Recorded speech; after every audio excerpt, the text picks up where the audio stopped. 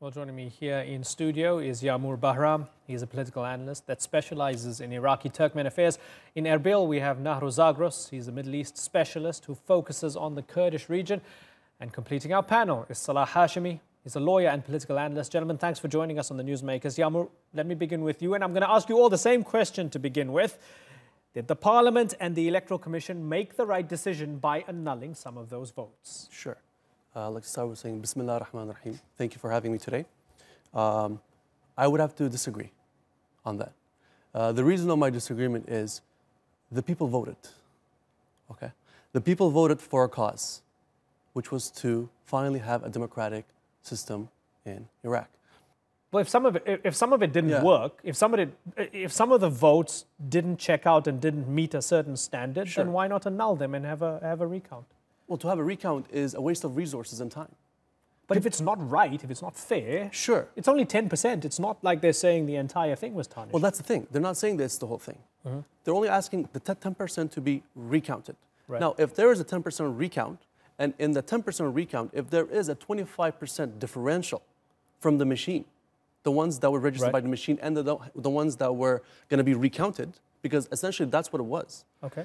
The commission ordered that there's going to be a recount on the basis of fraud. Okay, so you don't think that they made the right decision? You think the election should have been accepted as is? Okay. Yeah. Okay, we'll come back to you. Nahro Zagros, let's bring you in here. Should that election have been accepted as is rather than having Parliament and the Electoral Commission annulling 10% of the votes? It's a rather complex reality here. It's the decision by the Parliament, which was a non-binding resolution, and also the Commission, it's highly motivated. That doesn't mean that election went on in a clean way, that there was no fraud. We have evidence that there was fraud, and it was inevitable because the system wasn't perfect, and this system that was employed in Iraq for the elections, it didn't work in so many highly advanced, technologically advanced countries like Britain and the United States, and nobody would have expected to be good in Iraq. At the same time, we have to acknowledge that it was the best system so far in Iraq. Like I said, it wasn't perfect. It was better than the systems we employed in the past, but there was some fraud. Nahro, why not make it even better? Highly political. Certainly, but why not make it even better? If it was the best, so far, why not make it even better and iron out the deficiencies in the 10%? Absolutely, but the thing is, to make it better, there has to be some agreement and harmony between the political parties and between the leadership of different sects and groups in this country, not by the Commission, because people who are in the Commission are already members of different or affiliated with different political parties or associations in this country. Okay. So in order to employ a better system, there has to be a political agreement. Okay, Salah Hashimi, your previous two colleagues on this panel are not great fans of the annulment and possible recount. Where do you stand on this? I don't see how they could have reached any other decision in light of the overwhelming evidence that has been presented of fraud. We have footage, albeit unverified, of ballot boxes being tampered with. We have a confession from a prominent parliamentarian whose name I don't wish to mention because I think he's all over the press and the internet, who is admitting and confessing. Correct. He has mentioned and he has confessed to being sold votes. There are grave issues with the voting ballots in the displaced areas of Iraq, people who have been displaced after the conflict. There have been great doubts casted about the ballots coming from abroad, particularly from Europe and neighboring Syria. So if we are going to turn a blind eye to all of these potential breaches that have been either backed up by evidence, either direct or circumstantial, then what we're going to do is open up the entire political system to question. So I don't see how they could have reached any other decision than to recount the 10% that you've just mentioned. So Salah, let me ask you a question from a political optics perspective, perhaps, and trying to keep the peace. For those who say that this might open up Pandora's box, and especially when you look at disputed, multi-ethnic, oil-rich places like Kirkuk, yes, there might have been irregularities among the 10%, but we don't want any trouble. Let's move forward. Iraq's been through rough, tough times. Let's leave this. Let's move forward. How do you respond to that? Well, I repeat myself. We are going to unravel the entire political process. It's interesting that you mentioned Kirkuk. Kirkuk has been the most volatile area in Iraq post the election. There has been demonstrations, there have been police and army on the streets trying to keep the peace because people are very, very angry. Apparently, they say that their votes have been lost in the system, and they disagree completely and entirely with the results that this election has meted out. Now, there are, of course, other segments within Iraqi society that have complained. Turning a blind eye, I don't think, is the solution. But I also agree that we are living through very, very volatile times. We have enormous gains by people who were really marginalized before, particularly Muqtada and Mr. Muqtada Al-sadr and his followers. Now, those people are not going to stay quiet if their gains are going to be compromised. Right. In that, I agree. But as a lawyer and as an observer, I do not think that we should turn a blind eye to discrepancies, because this whole thing could unravel and the entire credibility of the whole system could really be diminished. Okay, so Yagmur, the entire credibility of the system will be diminished if you accept the fact that 10% of a vote might have been rigged, right? Yeah. Here's the thing. Even though there were rigged and fraudulent accusations, there needs to be a recount. The people in Kirkuk are protesting because of this. They only want one thing, which is deliverance of justice and equal fairness. Now, today is the 19th day that the protesters have been on the streets. And like I said, they only want one thing, which is to get a clear count. Here's the outcome of the demands of the people in Kirkuk, which is the Turkmens and the Arabs, which is, if there is a recount, okay, and if that differential does exist, okay, then, you know, what we said stands, and we will apologize if we are wrong. However, if we are not wrong, then we demand a change. So, so PUK is crying foul. That's right. So the thinking behind this is that they won in areas where they shouldn't have won. Is that the way you see it? That's the way it is. Right. Yeah. But how do you know? Maybe the voters chose to vote for them. The voters did choose. However, the amount of campaigns, the amount of movements and the amount of actions that led up to the elections was not supposed to deliver the results that were delivered. Right.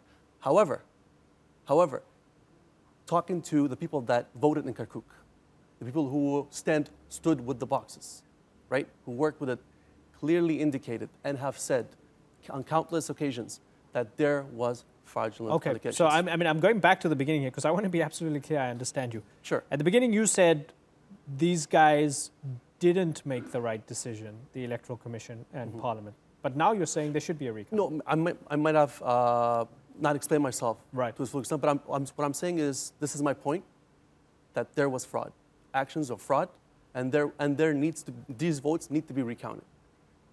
You want a recount? That's right. Okay. Nahro Zagros. So now it's 2 against 1 on this panel. There should be a recount because what we're hearing from both the other two is that there seems to be overwhelming evidence that there were big problems with this vote. This doesn't take away from the fact from Sairoon that overwhelmingly Sairoon did really well, the Sadrists and the leftists and so forth.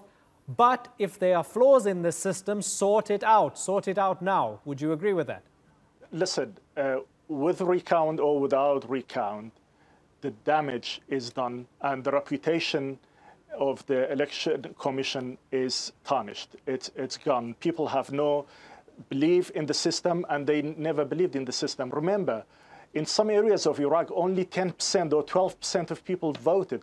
Over all Iraqis, if you exclude Kurdistan, right, in the election, about 23% of people voted. This tells you that people have lost trust in the political system and all the institutions that are employed by this political class in this country. The damage is done, and there is no way that we can bring back this belief and a reputation. But right now, what we have here regarding the recount, it's the beginning of a complex reality. Okay, so let Nahro finish his point, because there's a slight delay. Let him finish his point, and then you can come in, Yagmur. Nahro, finish your point. Let me, yeah?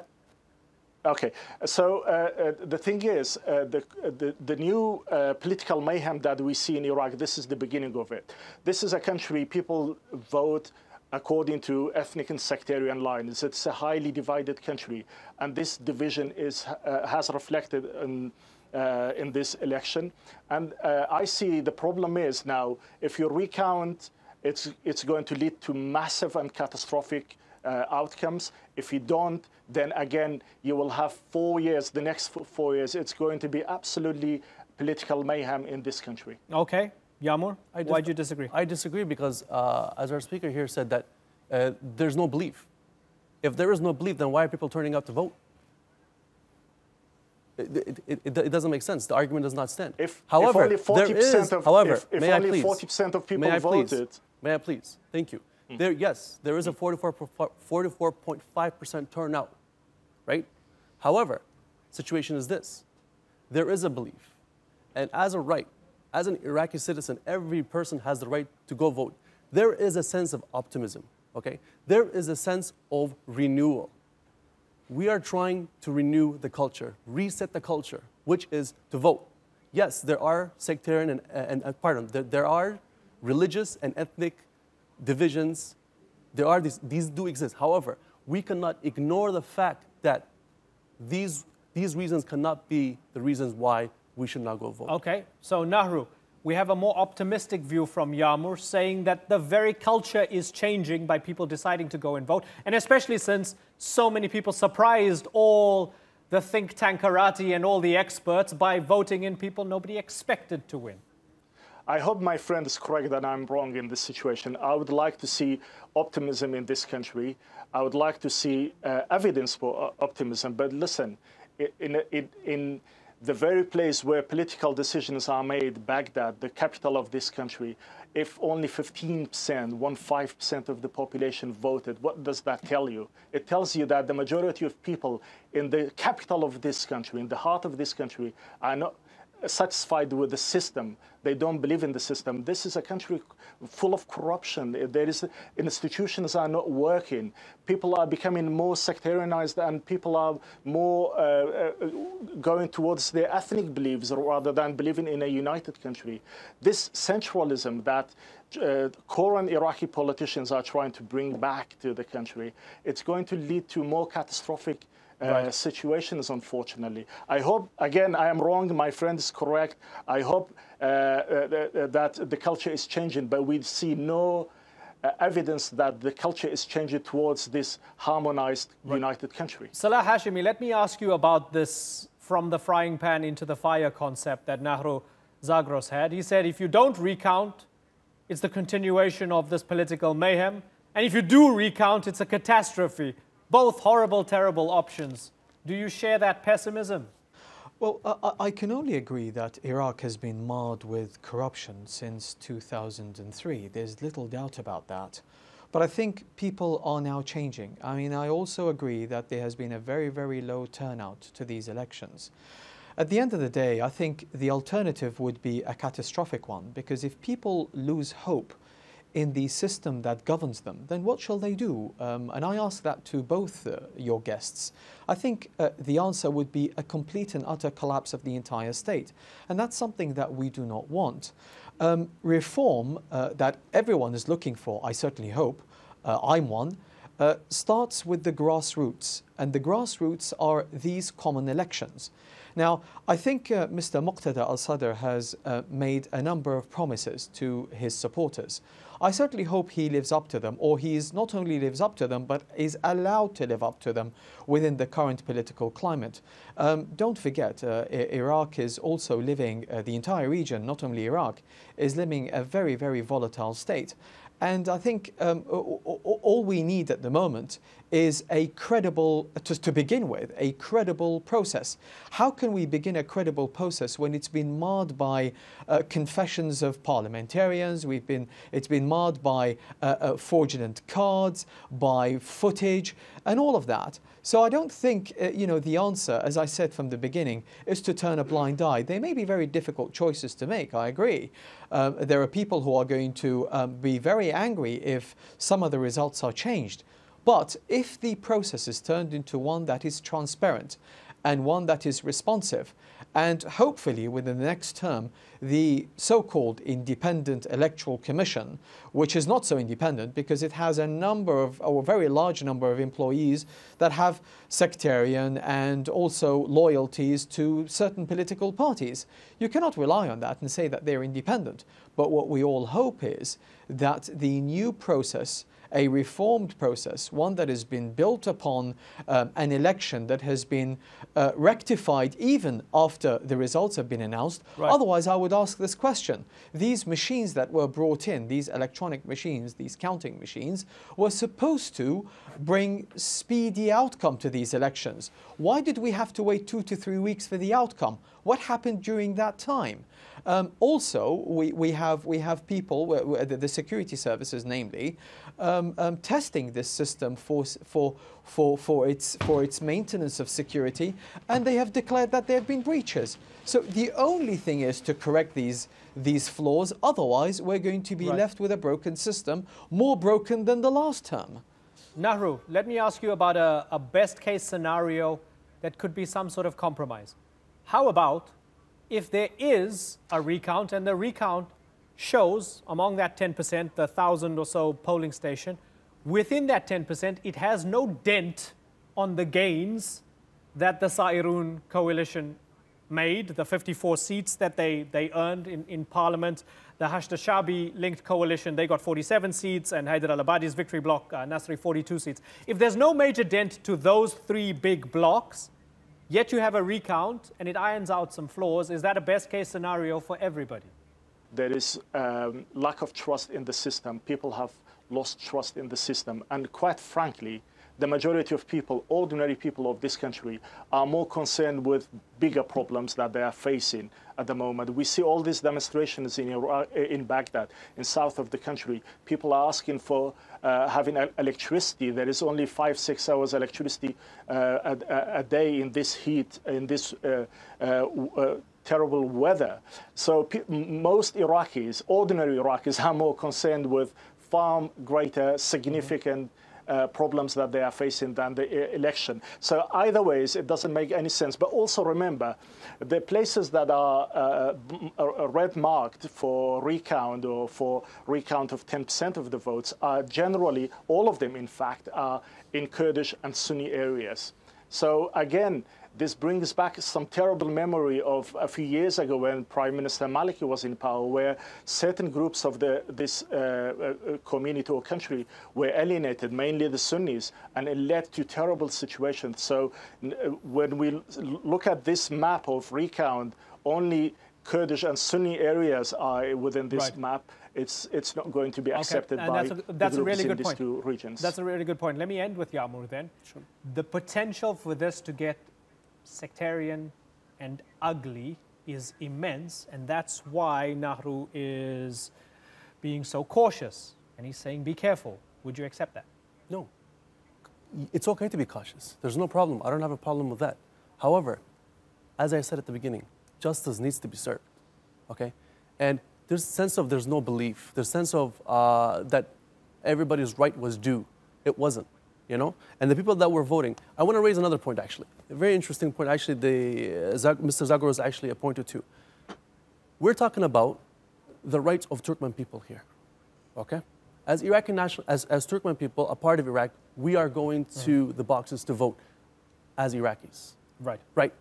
However, if we're talking about justification, if we're talking about representation, then let's bring the conversation of Erbil. In Erbil, we can say now, and in the past, the majority of Erbil population was Turkmen. It's a true fact. Now we can say, if not maybe all, 20% could be. There is no evidence of that. 1 second, please. 20% is Turkmen. There is not even one PM representative from Erbil. However, we were expecting about 40 to 50% voting, Right. and we got. And you didn't get. 2,500. Okay. 2,500. You know what? I'm going to have to put a lid on this for the moment because we're opening up something that's infinitely interesting, but I don't have the time for Okay, it. just so I want to stop us one before more we point. go down that rabbit hole. Just one more point, In please. 10 seconds, if you can. Of course. There needs to be a quota for Turkmen people in Erbil. Okay. As there is for the Christians and the Yazidis. I want to do another segment on the Turkmen Sure. people of Iraq Sure. in I the would coming love to be months. here. I would love to be here. Yagmur Bahram, Nahro Zagros, and Salah Hashimi. Thank you very much. I thank you all for joining us here on the Newsmakers.